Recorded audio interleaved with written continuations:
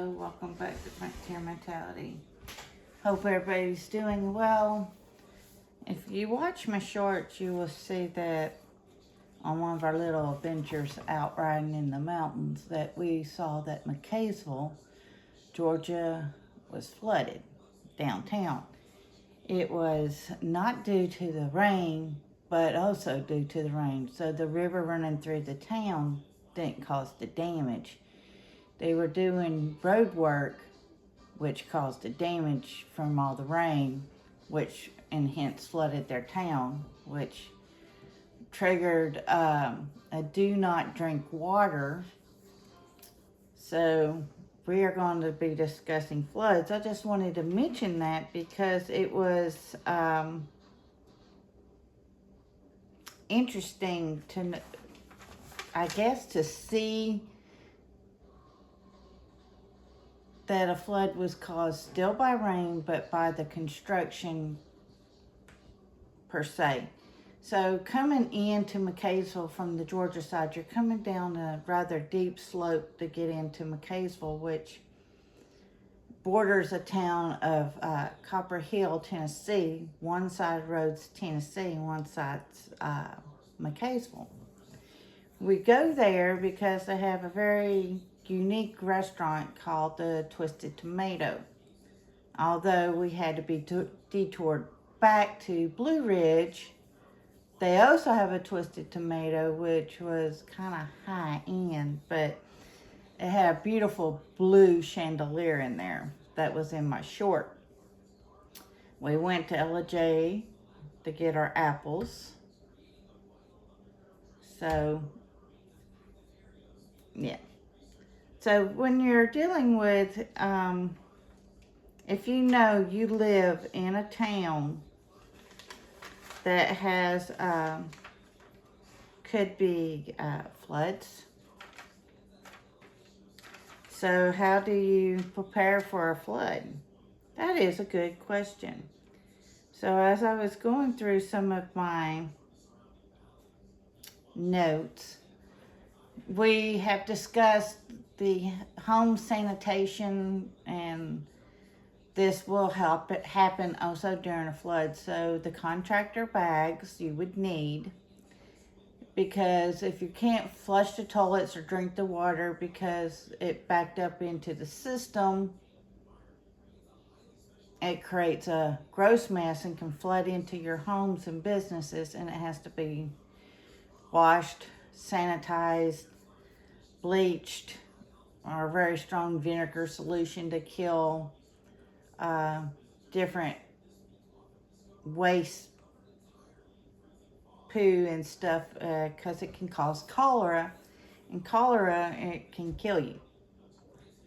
So how to help protect yourself if you live in an area that's could flood, and you know it's flooded in the past. Well, like I've stated in that video, you need that flush valve put into your system that allows all your waste to go out, but stops anything from coming back into the house. You can get a licensed plumber to put this into your house and your businesses. If you know that you're in a flood zone area, go ahead and build that sandbag type brick wall around your property up so many feet. You should know about in the past how bad it floods in, so you would want to build a barrier wall to help keep it from coming into your home or your business. Things to have on hand you would need, because what I read online for McCaysville, do not drink water. You could probably still use the water coming in your system to flush. They will usually tell you a boil water if you just have to have water. But it's wise not to even, I mean, like I said, you can get cholera, and if you're boiling your water, it's supposed to kill it. If you've got your bleach ratios, which I've shared in the past, you can use those to also purify your water for safe drinking. So it's recommended that you, for natural disaster wise, have up to 14 days worth of water for your home, for you, your livestock, your pets. You need fresh water. So you can do rain catchment water. You can buy water. As you know, we have the Berkey over here. But before, if it was under that type of warning, I would boil my water, let it come back down to room temperature, still run it through my Berkey to catch the rest of whatever was left behind to have safe drinking water. You need at least 14 days of shelf-stable food. Remember, we try to get up to a year's worth, but if you're just starting out and you just moved to this beautiful town and you just realize, I didn't do my homework and it floods, so now you're having to play catch up per se. So you need canned goods, because you can just warm them up over a grill and have them warm food, or you can eat them straight out of a can. You have to do your own research, check recalls, all that. It is a thing here now, so you got to do that. If you're growing your own food, you're putting up your own food, that's best, because you know what's happening to your food. Now, flood waters come through, it's going to destroy a crop, period. But if you're keeping on track by putting stuff up, then you can have shelf-stable food. Okay, you need a robust emergency kit if you're in a flood-prone area. You need antiseptics, aspirin, pain reliever, anti-diarrhea medicines. You ladies' feminine products. You need bandages, band-aids, rubbing alcohol, peroxide, Neosporin type stuff. Remember, you need nitro gloves because the latex a lot of people are allergic to. Antacids. Then you need your basic deep dive wound kit. You would need gauzes and wraps and tweezers and wound dressings of all kind. You would also probably need a sewing kit for if you can't get out, like what happened in North Carolina where the mountain towns flooded and it was horrific. And there are cases, if you're too close to some, that life is going to be lost. But if you're still higher up from the rivers, but the road washes out, you're going to be stuck in some of these places for a really long time until either people can get to you or helicopters or whatnot can get into you. So another reason to have a robust year's worth supply of over-counter medication. Try to ask your doctor for a 3-month medication prescriptions, because if you tell them, hey, I live way up here in the mountains and I saw what happened from that hurricane and I know flooding now is an issue, will you please prescribe this type of medication for me so every 3 months I'm getting to town and I can refill my meds. Paper plates and napkins and plastic forks and paper cups, because if you're having to cook, you're only wanting to really wash your pans out and you can throw all the paper products away, so you're not having to use precious water to wash your dishes. That's what I'm trying to say. Sorry. Remember your babies and your pets. If you live in these type areas, you want to protect them as well. if you cannot see the road, do not drive through the road, period, because underneath the water you can have electrical wires, and if you're in a car, you're protected per se because of your rubber tires. But if it touches your metal, if you're walking into the waters, that's a hazard. You can't see what's underneath the water.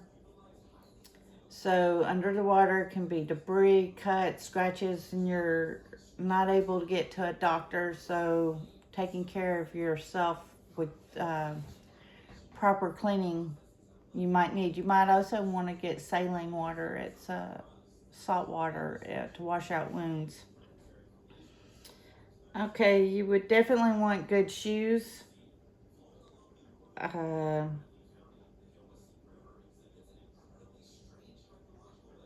another danger for the don't drive through the water, because you can't see it, the roads are washing out from underneath. And you think you know the road like the back of your hand, but the road's no longer there, and it can be, you've probably just lost your life. Remember, you are the best resource in all of these scenarios. So you would want to also have your homeowners, you want a copy of your deed. You want it in a waterproof container. You want home insurance up to date. Make sure it says for flood. If you're in a flood zone area, even if it's a 100-year flood zone, you want that included. Your car insurance, your medical records, anything to do with your bank, your social security, your credit cards, have copies. Make a photocopy front and back. Then you're going to want your birth certificate, your marriage license if you're married. Copies, take pictures of inside and outside your home. This is just like with hurricanes and floods and earthquakes, forest fires. You're going to want all this taken before and after, so you can prove the damage to your home. Always keep, now if people are beginning to learn that anytime they're saying damaging, flash flooding could happen, and you know it's in your area, it's a very ideal that it's going to happen. Go ahead and pack up your car with these records and get out. Just get out. It's suggested that you have $500 to $1,000 in low denomination bills. So if cards are not working, but you got to higher ground, or you got away from the area, you can also have your credit cards if you're skedaddling out of the area. But if you're staying there, you can barter and trade for things you need with your neighbors. Remember, we're also trying to keep half tank, no lower than a half a tank. I would almost, with the gas being so high, say no longer than a fourth of a tank low on gas, or try to just keep it full every time you go out. And a reminder, have pictures of your animals, even your livestock, your house pets. Have carriers for them and safety equipment for them as well. I've made a whole bucket list just for your cats and dogs per se. And also have up-to-date pictures of your animals and your livestock and your house pet family members, and you and your family members as well, because it could be for identification, Lord forbid, or for rescue shelters. You can have pictures already on hand. You want to get a fireproof photo album to put all of your documents in. You can also have it in a fireproof safe. Just double it up. But if you ever have to leave, you can just grab that binder and go. So that album and go. Set up just like I think it's 4x6 pictures. It has the little slots you can put in more documents in the back. It is a binder, and it does zip and close. It's very well made. I do keep it in my safe as well. Just layers of protection. And if you are ever stuck in a flood, make sure you cut your breakers off to your house. Get to the highest point of your home that you safely can. Now, if you're lucky and you have a boat, have that boat tied up to the highest point of your house, so if it can just float as it goes up and that you need it, you can escape. What else? If you're an owner of a business, and for all houses and cars and vehicles, have extra set of keys.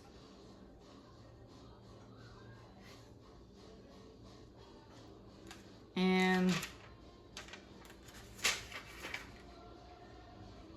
that is all on the flood. So let's back check a little bit. You're going to want at least 2 weeks to 3 weeks worth of food, medication in your home. Safe drinking water in your home. So bottled waters, jug water, rainwater, rain catchment if it's allowed in your state. You're going to want important documents all in one central location. So if you do have to flee, you can take it with you, because it's proof of where your home was and what your home looked like. That is just a proof source for that.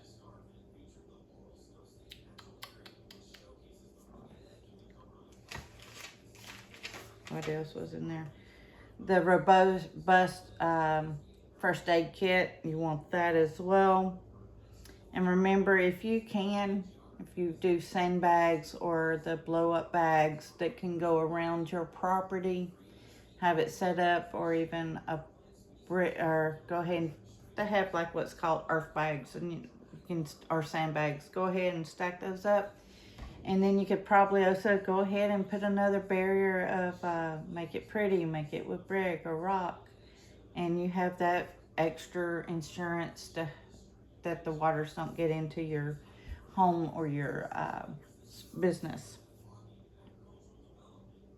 So yeah, that covers it on flooding. I hope nobody has to suffer through that, but if you do, I hope you take the tips and tricks to help keep your house safe, your family members safe, and your pets and animals. Never leave them behind. Always take them with you if you have to leave. All right, everybody. Please stay safe. Please get ready, and please get prepared. Frontier Mentality signing out.